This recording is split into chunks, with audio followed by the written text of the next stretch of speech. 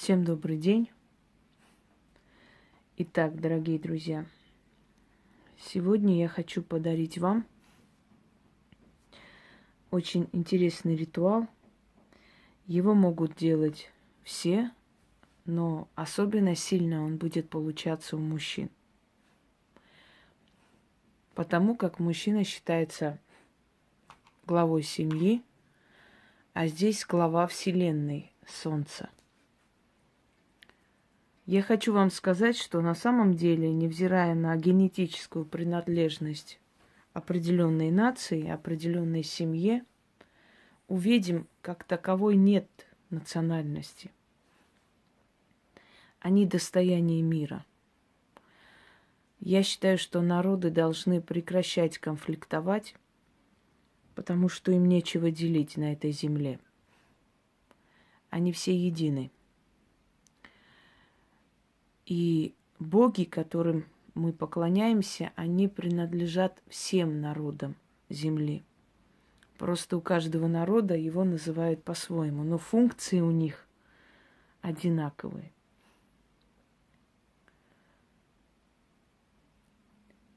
Ведьма, она достояние мира. Она как доктор. Для нее нет никакой разницы. Человек, представитель какой нации, придет к ней. Любой народ, любая национальность для нее это люди. Люди со своей радостью, горестью. Именно поэтому ведьмы, они очень человечны. И к ним тянутся люди именно по этой причине. Они способны понимать любого человека. У них нет предвзятости определенной. У них нет разделения людей. Они знают, что есть общечеловеческие факторы, которые у всех одинаковы. Все ведьмы, которые действительно понимали, кому служат, какой силе, кто они есть, свое предназначение. Не те, которые ради моды или ради шоу себя объявили ведьмами, абсолютно не имея понятия о ведовстве, а именно истинные, тем более родовые.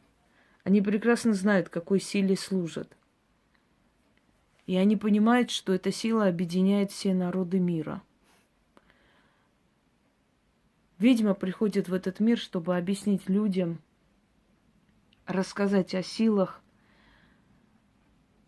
объяснить людям, как к ним обращаться, что они любят, каким образом, когда они их услышат и прочее. В этом есть ее миссия, ее функция. И не имеет никакого значения, ведьма русская, ведьма армянка, грузинка, итальянка, кем бы она ни была.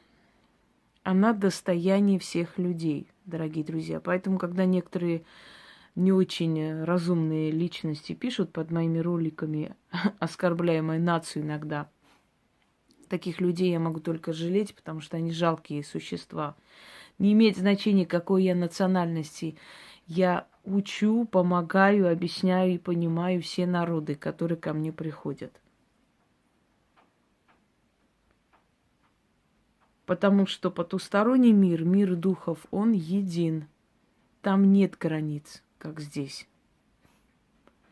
Так вот, все мои работы, которые я вам дарю, воспринимайте правильно, спокойно и используйте, неважно, какой вы национальности. Обращение ли это к греко-римским богам, обращение ли это к африканским божествам, обращение ли это к азиатским богам, обращение ли это к кавказским силам и прочее, прочее. Все пантеоны, все прочее, они едины. Просто есть определенные традиции обращения у этого народа, скажем, она более отточенная, сильная. У того народа немного слабее, потому что те уже много тысячелетий не обращаются к этим силам, да, забросили это, естественно, там эгрегор ослаб.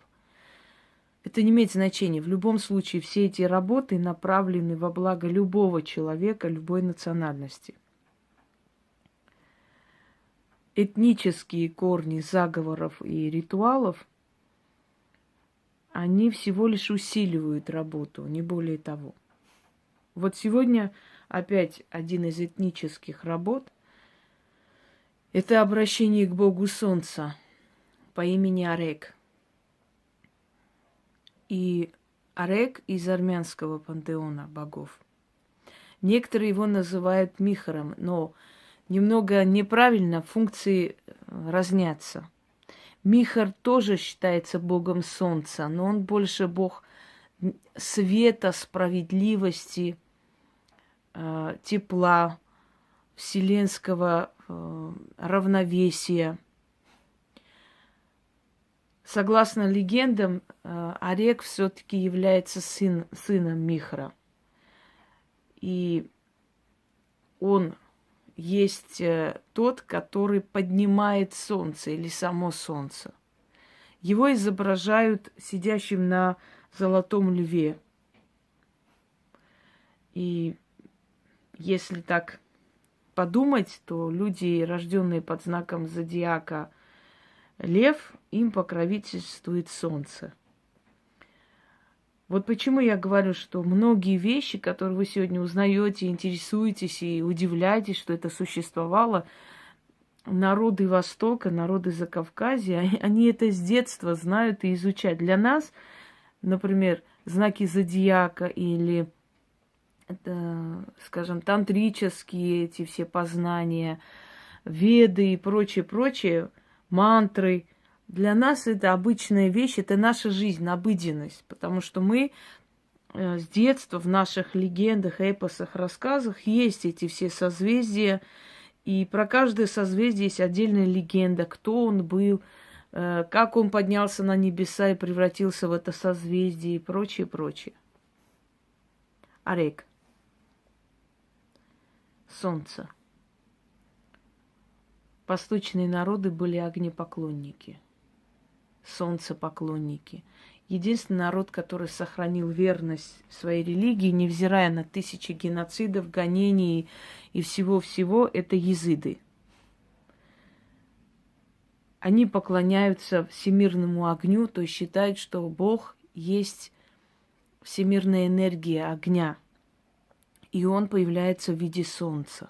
Вот недавно, кстати, открыли святыню в Армении, потому что их святыня Лалеш, которая в Ираке, к сожалению, в последнее время из-за этих событий люди не имели доступа туда, да и многие оттуда убежали, потому что очень жестоко бесчеловечные казни устраивали над языдами.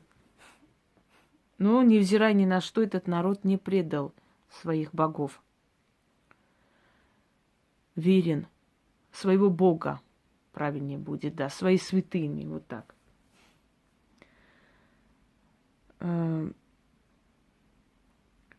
Кажется, пытаюсь вспомнить, Мелектаус – это верховный ангел, верховное божество, которое изображается в виде павлина. Вот в честь него еще один храм построенный. Я рада за этот народ, потому что это мирный, достойный народ на самом деле. Многие путают, говорят, языды – это курдские племена. Дорогие друзья, курдов не существует. Курды – это языды, которые поменяли веру. Вот и все. И их назвали курды или курмани, что означает предатели. Ну вот, собственно, это название так и означает это слово. То есть языды сами по себе не курдские племена, а курды – это языцкие племена, да, это отдельный народ. Ну, об этом не будем. Так просто пришли к тому, что мы говорим о огнепоклонстве.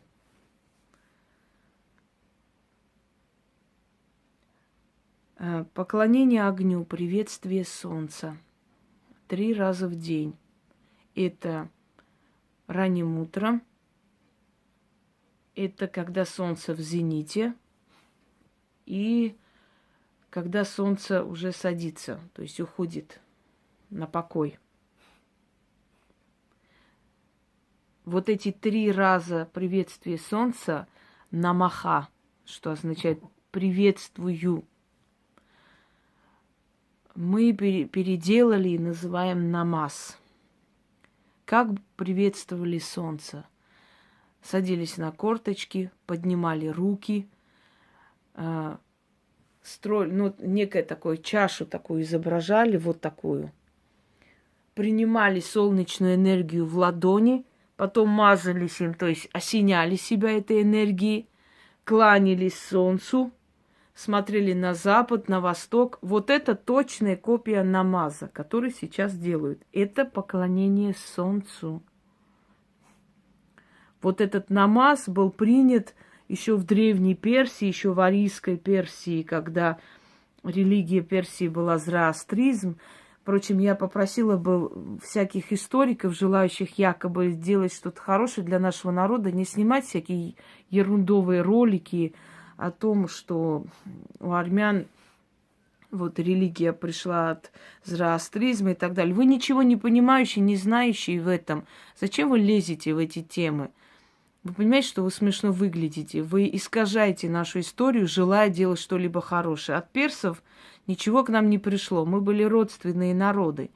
Но у армян более древняя религия. Она своя религия. Это называется национальная религия или церакрон. Дорогие мои, не надо снимать всякую ерунду, где-то что-то прочитали, приходите, снимайте. Понимаете, вы не историки. Вы просто искажаете нашу историю, еще хуже делаете. Просто не надо, не трогайте те темы, которые, ну, для вашего ума очень сложные. Итак, приветствие солнца. Ранним утром нужно было просить у солнца то, что ты хочешь.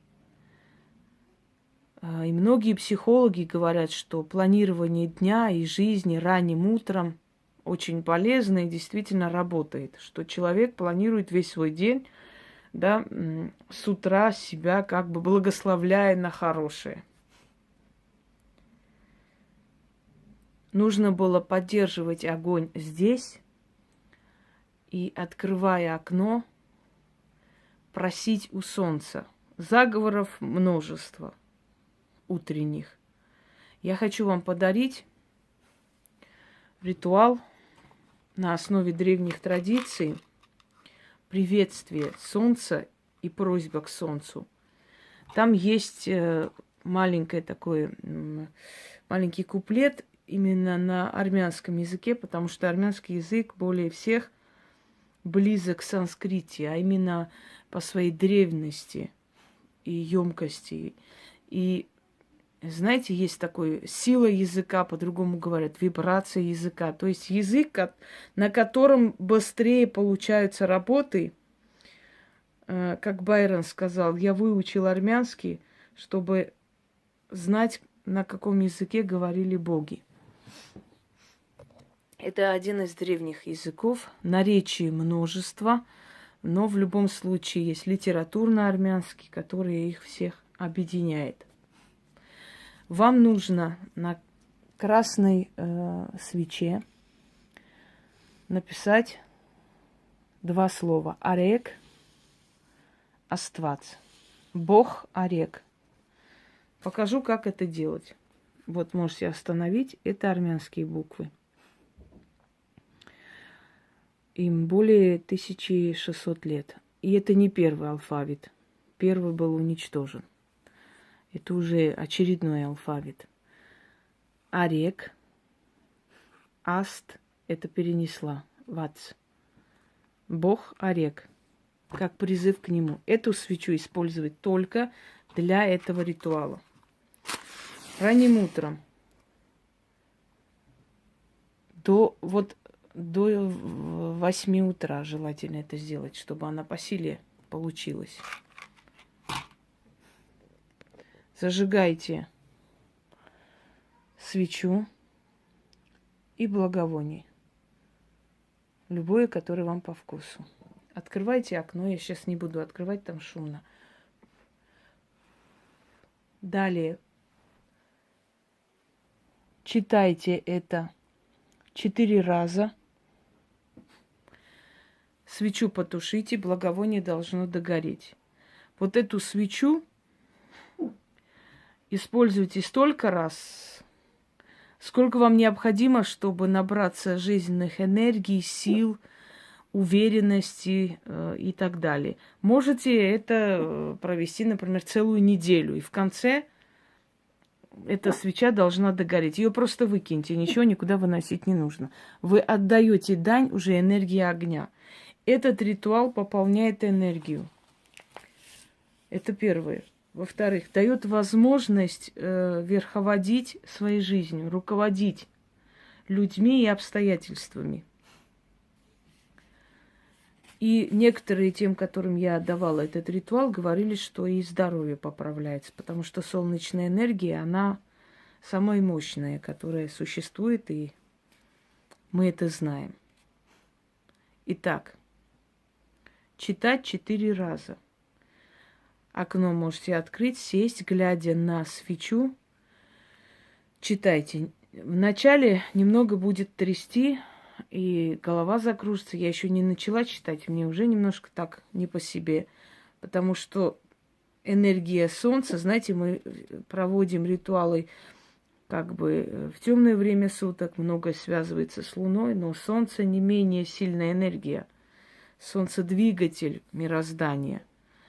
И даже та самая Луна получает свое свечение от солнца. Итак, начнем. О лучезарный Бог на золотом льве, сверкающий орек, я приветствую тебя. Тебе поклонение, тебе слава. Я приветствую тебя, солнце. Оседлав золотого льва, ты летишь по небосводу. Его грозный рык пробуждает мир, и мироздание просыпается. Проснись, пробудись, мироздание. Приветствуй великого Бога.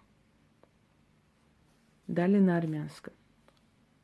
О արեգ Աստված, առուծավոր լուսե Աստված, փառավորիր իմ անունը, օրհնիր իմ տունը, ոսկե գանգուր Աստված. Люди кланяются тебе, славное солнце. Ты глава над всеми, а мне быть главой среди людей. Поверни, солнце, удачу с запада на восток, с севера на юг, к моему порогу. О արեգ Աստված, առուծավոր լուսե Աստված, փառավորիր իմ անունը, օրհնիր իմ տունը, ոսկե գանգուր Աստված. Поверни, солнце, удачу с запада на восток, с севера на юг, к моему порогу. Да будет так. Заклинаю.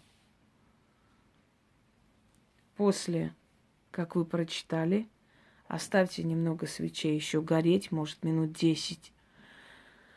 Благовоние должно догореть, потому что оно идет как ваше послание на небеса, туда, вот этот дым, окуривающий священный дым. После можете потушить свечу. Сколько раз вы сделаете, не меньше 4 раз. Но далее вам решать. Вы можете это провести целый месяц и наполняться энергией солнца. Но когда вы решите, что это последний день, или когда уже приблизится свеча к своему окончанию, дайте догореть. Останется немного. Потушите и просто выкиньте. Эти ритуалы наполняют жизненной энергией и силой. Особенно сейчас, когда начинается уже холодный период, уже переходим в зимнее время. Особенно сильнее чувствуется нехватка солнца. Вот призовите энергию солнца, Бога Орек, в свою жизнь. Я уже давала несколько ритуалов, сейчас даже не помню, какие именно, но именно касательно солнца, солнечной энергии. Но я думаю, что лишним не будет. Почтенное отношение к богам, оно вам дает преимущество в жизни, запомните это. Всем удачи!